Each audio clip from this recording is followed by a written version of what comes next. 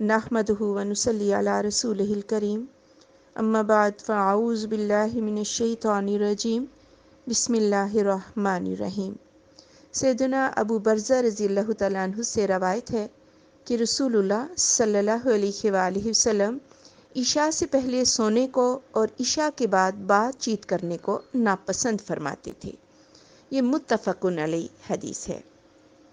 عشاء سے پہلے سونے کی ممانعت کی وجہ یہ ہے کہ اس طرح عشاء کی نماز فوت ہو جانے کا اندیشہ ہے، اور عشاء کے بعد جائز بات چیت اس لیے ناپسندیدہ ہے کہ اس سے سونے میں تاخیر ہو جاتی ہے، جس کی وجہ سے انسان کے لیے تہجد یا فجر کے وقت اٹھنا مشکل ہو جاتا ہے۔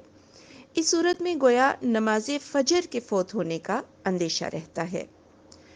اور ہمارے ہاں تو یہ رواج ہے کہ جب مہمان آتے ہیں تو رات کو دیر تک جاگنا، باتیں کرنا اور پھر صبح دیر تک سونا، تو یہ انسان کا بہت بڑا نقصان ہے۔ اور اس کے علاوہ انسان عشاء کی نماز کے فوراً بعد سو جائے تو یہ اس لحاظ سے بھی بہتر ہے کہ اس کی دن بھر کی جو سرگرمیاں ہیں ان کا اختتام نماز پر ہوگا، جو کہ افضل ترین عمل ہے، اور جلد سو جانے سے انسان کی قوتیں جو ہیں وہ بھی بحال ہو جائیں گی اور صبح وہ تازہ دم اٹھے گا۔